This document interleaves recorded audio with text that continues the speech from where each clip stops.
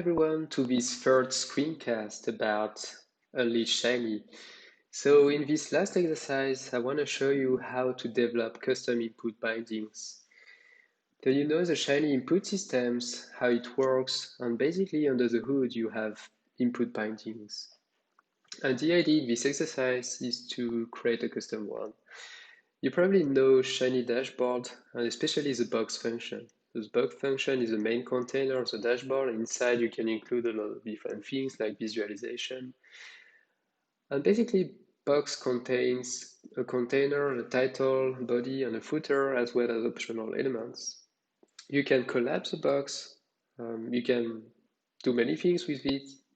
But the thing you cannot do is to programmatically trigger a collapse on this other side, meaning that on the R side, you would trigger a collapse event. Thanks to input binding, this is very possible. So first of all, the idea is to explore the Box API, and I invite you to visit the admin LT2 template, which is the template on which is built Shiny Dashboard. So let's visit it together. Here there is the admin LT web page. You have the demonstration, and inside in the center you have a box. This box you can collapse. You can do many things. You have a drop down, you can close it. And I want you to explore the HTML structure of this box. So let's use the tool developer, the developer tools. And you see that the box is composed of a header, is composed of body and a footer, as I mentioned previously. And when it's collapsed, there is a class which is added by JavaScript in the DOM, so collapsed box. And this is the case for all boxes. If you take this box here below, we inspect the box as well. If we collapse the box, then it will have the class collapse box. And if we uncollapse the box, so this class will be removed. So this is extremely useful for the JavaScript side to know that.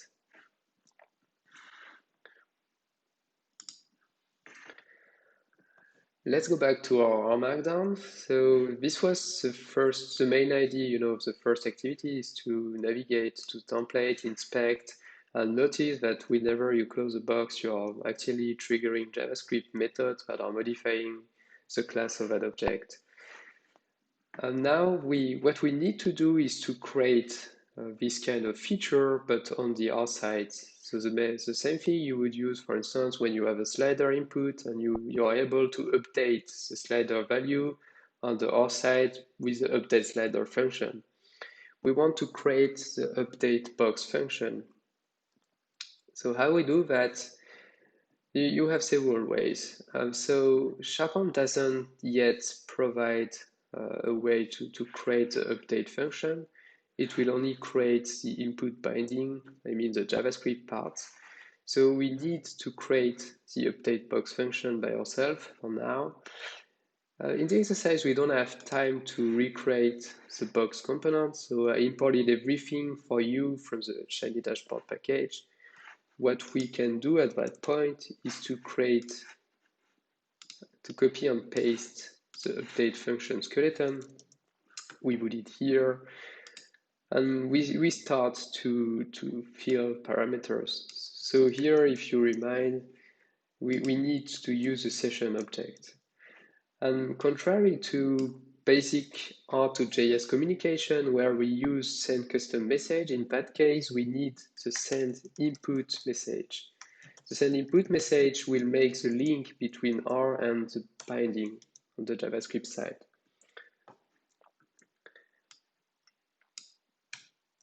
We need to specify an ID for our box, which will make sure, because the binding will detect all boxes in the document object model, and we need to make sure we are going to collapse only one box. And this is a way you make sure that the uniqueness is about the ID parameter, which is in that case mandatory. And the second parameter we need is the session. We need to retrieve the session parameter. And for that, we use the Shiny get default reactive domain, which will get the active session for us. In the send input message, I get two parameters. The first one is input ID, which is actually ID. And the second one is a message. And in that case, we don't send anything. I'll explain you later why we send a null message and why we don't send anything. And this is it for the update box function. So it's fairly simple. Then we create the JavaScript part with the create input binding function. We call it box binding. We use a camel case notation. This is very common in JavaScript. And it creates a binding for me. So it's called box binding.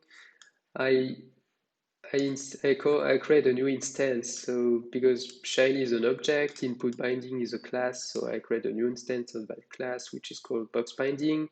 And then I can extend that object box binding using the $.extend method from jQuery. And I can add many methods inside. And as I mentioned during the presentation, you have several steps for an input binding. The first step is to find your object. The second one is to get the value, and then you have methods to update the value. And this is, in this part, we will receive messages from R. And then you have other methods like subscribe, which tells Shiny when to send, to update the value on the R side. And unsubscribe, which is, we will not describe the unsubscribe method in this screencast. And finally, you register the binding. So you call shiny.input bindings. Input binding is an input registry containing all input bindings. So here you say that you want to register your new input into this registry. So you pass it the object you created, and then you give it a name. So it could be whatever you want. So this is the main structure of the binding, and because this is always the same thing, RPharma provide function to do that. This is not interesting to do copy and paste. The first thing we do before starting to edit the binding is to create a custom dependency pointing to that script. So you see that we have a script which is called input-boxbinding.js. So it's important that I have the prefix input to make the difference between classic JavaScript files. I would have output for output bindings, for instance.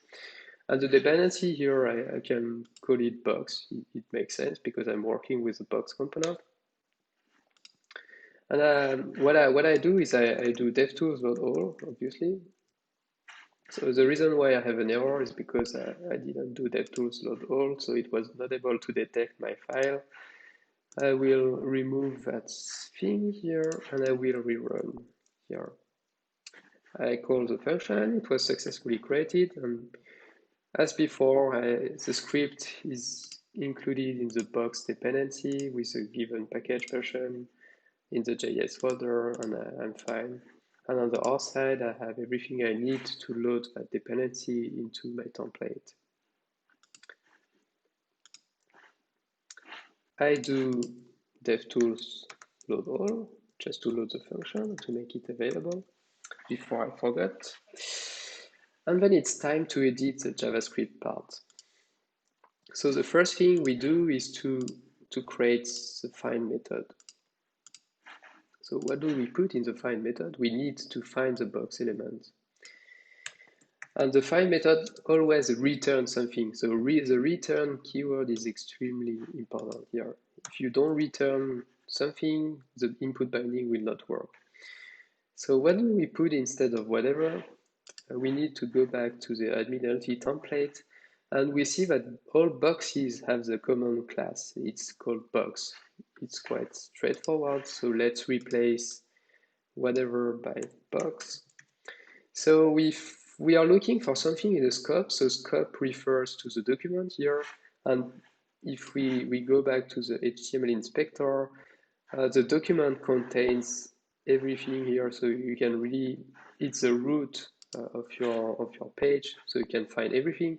And with the find jQuery method, we go through all children. So it's important with find, you won't be able to go to ancestors, you only find children.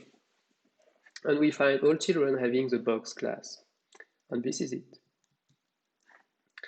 After that, we need to create the getValue method because you need to get the value, to get the state of the box, whether it's collapsed, whether it's not collapsed. And if you remember, when the box is collapsed, it has a class collapsed box here, as shown here. And this is why I wanted to make this observation, this preliminary observation before, it's because it's driving everything here. So we'll edit the getValue method, and what I want to do here is I will not just return a simple value, because you may imagine with admin LT you can do many more things. You can close the box, you can restore the box, and yeah, let's plan for the future, right? So we'll return an object instead of returning a simple value. I do like this. Similarly, as a find method, the getValue always returns something. And I will return the box status. And here I just say the one property which is collapsed, and inside what I do is I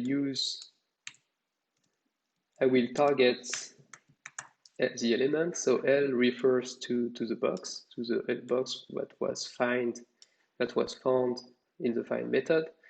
So dollar brackets L dot as class. So I remind you that has class allows to check whether a tag has a given class, and it checked whether it has the box collapse, the collapsed box class. All right, and it will indicate me with the box as the collapsed class. All right. And on the other side, I'll be able to access the corresponding input with input dollar the box ID dollar collapsed. And you may imagine that when we extend this input binding, when you can close, when you can restore the box, I could create other properties in this list, like if it's closed, if it's open, if it's visible, or whatever. So that's it. So we have the find, we have the getValue, and now it's time to test it. So the thing I didn't mention right now is we need to make the link between the update function and with our widget. So how we do that, it's linked by the ID parameter. And this Shiny dashboard box doesn't have ID, so I modified the box, I call it box2. I added an ID parameter at the end, and I need to add the ID here in that container. So I just say ID equal ID, and it will ensure that I can link the same input message to the input binding.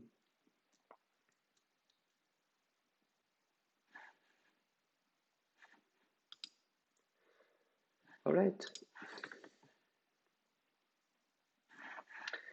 And obviously, I need to include the box dependencies to the page, to the Fluid page. So we are not working anymore with Bulma. I'm working a simple Fluid page. Notice that I use Shiny dashboard dependency. This function is from Shiny widget, and it allows me to use Shiny dashboard without calling Shiny dashboard functions. So what I do is I import Shiny dashboard dependencies. So this is something I developed with HTML widget, Shiny widget package, and this is quite convenient. So I will add the box dependency to my Fluid page. So I simply wrap the Fluid page in the add box steps. Obviously, I need to do DevTools load all, and then I run my example. So let's just Let's just describe this example. I have an action button, this action button called toggle box. And when I click on that button, it will call the update box function and then try to update the box state. So I also return the state of the box, whether it's input, if it's collapsed or if it's not collapsed. So it will be displayed in the box title. Here I have a text output. And this is basically what it does.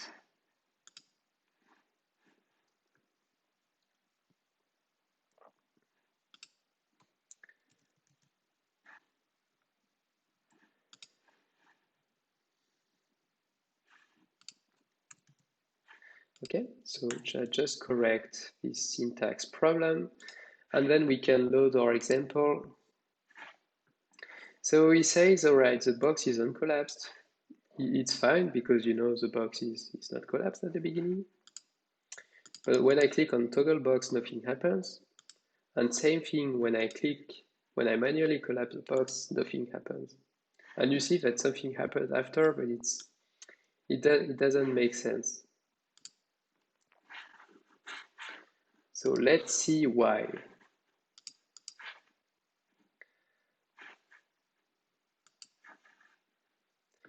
So the first reason why when you toggle the box, you know, when you click on the button, why it doesn't work, it's because we are not okay with the subscribe method. So subscribe methods just tells Shiny when to update the current input value on the other side. And this is in that place where we put event listeners. So in that case, we'll imagine we will have an event listener listening to the click on the plus and minus button, and it will update the input value on the other side. So we can copy this one, or actually we already have a placeholder in the subscribe method.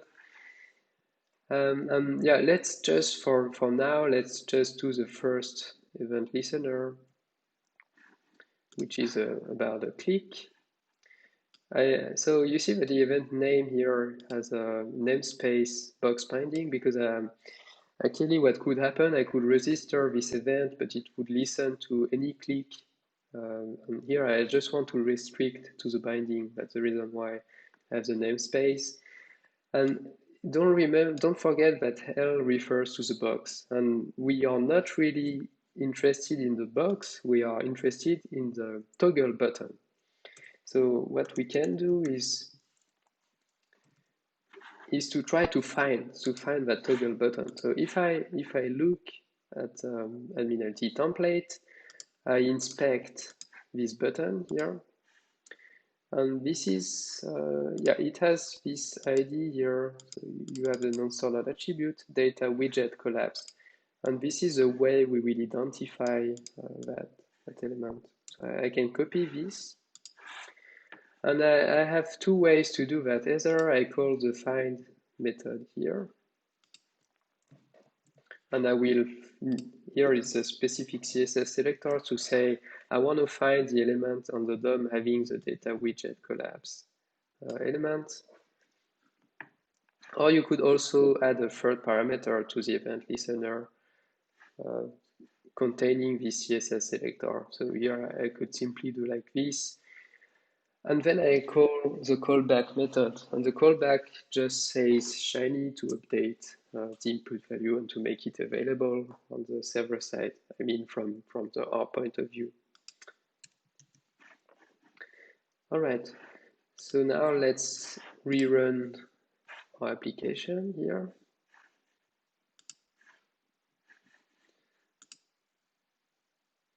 And you see it still doesn't work. And why it doesn't work, and there's a little trap. There's a little trap which is explained below. So what happens when you are opening a box, you actually have an animation which lasts 500 microseconds, milliseconds, and you can notice it here. You know, when I click on collapse box, you see that it takes some time before I get the class. You know, it doesn't happen immediately. And according to the documentation, which is located in the, so if you click on documentation here, you can access the documentation, and here you have the JavaScript API. We are working with the box widget, and according to the documentation, so there is a delay of 500 milliseconds regarding the animation speed. It means that when you send the callback, you need to wait at least for that delay. So in practice, we will wait for 550 milliseconds to be sure that we have time to load that animation. And how to delay a function in JavaScript? We use the set timeout function. So what does set timeout? What it does, it delays the execution of a given expression. So here below, I create a variable which has value 1. I call set timeout. I assign it to. I print the element, but I want to print that two seconds after. And then I print, I do console.log. So this part will be immediately printed. And this one inside will be printed after 2 seconds. So if you want to check that, you can run in the JavaScript console, which may be used to experiment your JavaScript code. So what I will do is I'll copy everything. And as you see, I print A immediately, and then I had a delay, 2 seconds to print 2. And I could do something like this. So I could, let's rerun it again. So now I wait 2 seconds, and here it's displayed. And this is exactly the same thing we are going to do in the input binding. So I will cut the callback, set timeout. So there is a snippet provided by RStudio already, so don't need to do anything. I put 550 milliseconds, and I have my callback inside. And then I rerun my application to test whether it works. And you see, it works well. I need to wait a bit of time, but finally it works. This is exactly what we wanted. But update function still doesn't work. And this is the next step. Why it doesn't work, it's because we didn't have any receptors on the JavaScript side. We have the send input message, which was done before. We developed it with the update box function, but we don't have any receptors on the JavaScript side. And those receptors are contained in the receive message, and after that, the setValue methods. Just give some tips here that the admin provides a plug-and-play toggle box method. And if you use a toggle box, it means that you'll be able to programmatically toggle the box. So let's try on the JavaScript side. So what I do here is I will call this setValue on my element, and then I just put data anyway, because actually, if you remember, I don't send anything. This is not useful. I already have the toggle box method, which is provided by admin. I don't need to do anything, but the reason why I told you previously, you don't send anything. And I call toggle box. So yeah, it's a method which is hidden in admin sources. So if you inspect the code, you can find it. It's not written in the documentation, unfortunately. Yeah, and this is it. Yeah. So let's run our application again.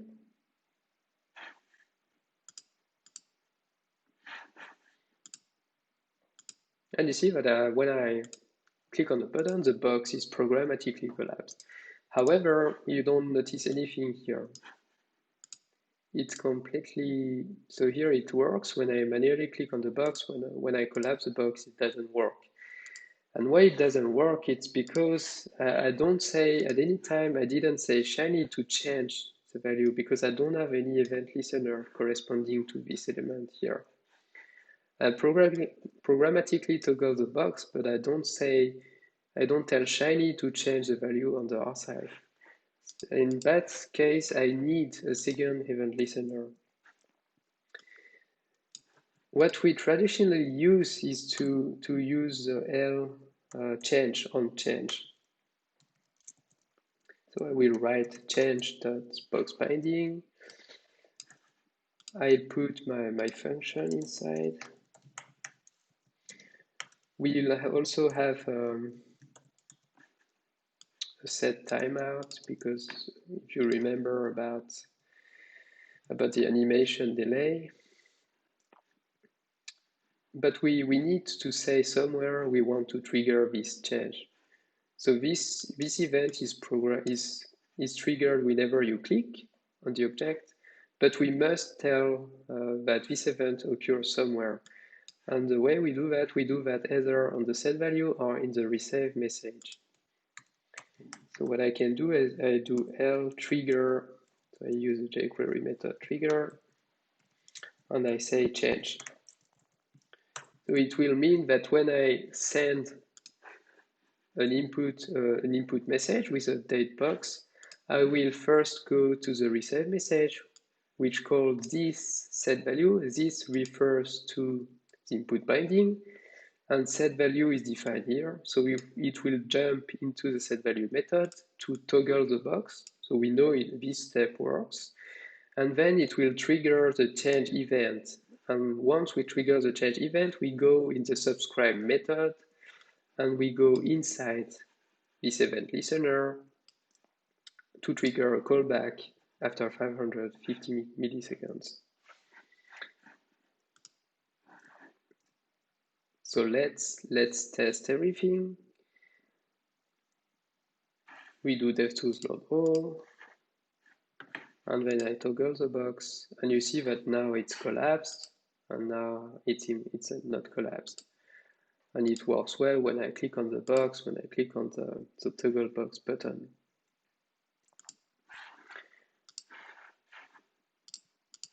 So if you want to get a better understanding how it works, to have let's say a wrap-up of how it works in your Shiny app, let me show you something. This is something I showed during the presentation, but I can show it again now.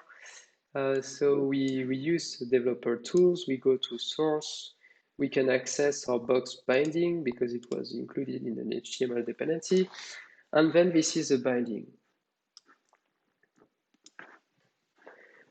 So let's put a breakpoint in all methods. I put a breakpoint in find, I put a breakpoint in return, in the get value, I put a breakpoint in the set value, in the receive message, inside the first event listener or the subscribe, and for the second event listener, and I rerun my application. So the first thing I do when I run my input binding is that I will look for the box, the element having the class box. And if I run this code, it will find only one element. Then I need to get the value, so I jump in my debugger, and then I can run this code. So I want to check whether my box is collapsed or uncollapsed. And you see that it's not collapsed because the collapsed box class is not detected. So the get value method is executed, and then it says, obviously, as shown in the JavaScript, here it's uncollapsed. So when I click on the collapse trigger, when I do a manual click, it will go in the first event listener, which triggers only when I manually click. It will trigger the callback function, and if I click again, it will retry to get the new value here. And then it says the box is collapsed. When I click on toggle box on the button, it will go first in the receive message because I receive the message from R. If you inspect data, you don't have anything because I didn't save anything. And if you click on next, we jump in the set value method. we run the toggle box. So if you run that, it will toggle the box. I don't run it because if I toggle the box, it will be uncollapsed. And then if I rerun my debugger, it will be collapsed after. It will be run twice. And then I will trigger change, which will make me jump in this event listener. So let's check that. As you can see, I jump in the second event listener. The box has been uncollapsed. It's still showing collapsed because I didn't call the callback at that moment. I run the callback and then I will get the new value. And if I run this one, this expression, it will say false. And basically it says that now the box should be uncollapsed. And if I click on next, the text is uncollapsed. So as you can see, everything runs very smoothly. And it's a super powerful feature. You may imagine that in the future you have way more interactivity. As I told you, you can close the box, you can restore the box, and you could imagine doing things even more complex. I can show you an example of this. This is what I did in Shiny Dashboard Plus. So in the new version of Shiny Dashboard Plus, the 2.0, which is not on cron right now, but will be released soon, you have a way to update bugs on the server side. So let's show. So this is a demonstration here. So you see that I can collapse or uncollapse the box, and I can access the state of the box. This is exactly what we did in this exercise. Here you may notice that the animation speed has been reduced to 1 millisecond to make it a bit more reactive. I don't really like having delay in Shiny apps. And then you can toggle the box and it works well.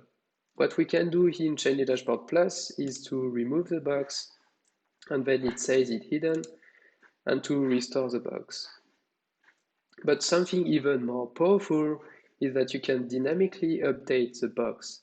And you won't use any render UI, it's finished. You don't use your render UI. You only update with the update box function. And if I click on update box here, I can change the box title, I can change the box state, I can change many things.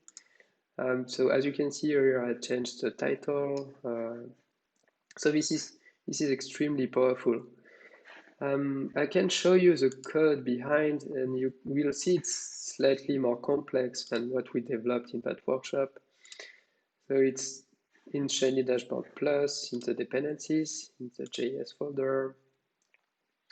And you see that we are looking for the box binding, and the box binding is here. So yeah, in this example, we have only 35 lines of code.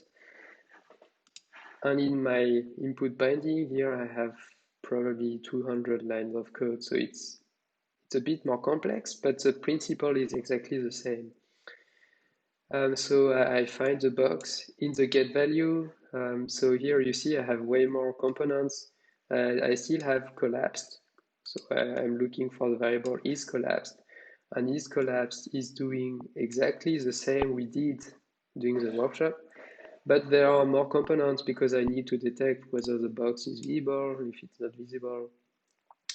And then the interesting idea is that on the R side, you can recover all parameters of the box. So let me show you how I do that.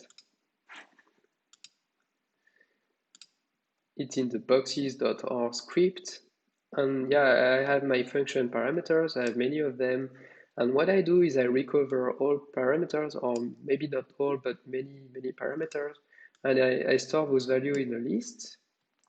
I still use the drop nulls to remove null elements. And yeah, I recover whether the box is closable, if there is a gradient, what is the background color, what is the width, what is the height, because I can change those properties programmatically. And then what I do is, so here you recognize the box tag with the ID, the class. What I included here is I included a script which will point actually to a JSON. And this JSON, I create a JSON based on the properties I stored on the list. And I will send this JSON to JavaScript. On the JavaScript side, what I do in the binding is I recover this configuration file, and I can access all properties from that. So how I recover the configuration, I target the box, I need to target the parent, I find the element having a script with the data for attributes, which will point me to the JSON, and then I convert, I pass the JSON properly to convert it to an object, and from that object I can access anything I want. So if it's plausible, what is the status color? And what is interesting is, in addition to be able to collapse the box, what we did in the first exercise, I can also change any property I want. I can change the status color, I can change the background, I can change the width, I can change the height. So how do I change the status, for instance? So I need to provide, obviously, the status property in the update box function. So if it detects I want to change the status, it will check if the status in the new value is the same as the old value. If it's the same, it will not update anything. If it's different, then it will remove the previous status and add the new status color. And then I update the configuration. And I do the same thing for other classes. But you see that I don't have much more things in the receive message. It's fairly the same process.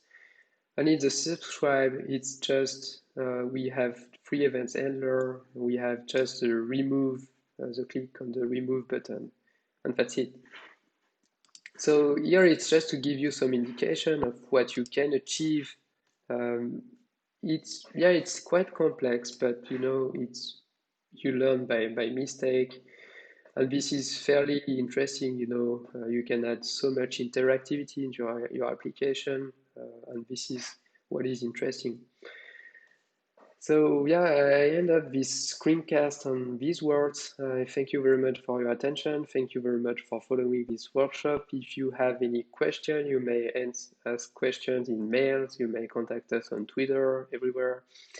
And yeah, don't forget to practice. This is really the only way you can learn.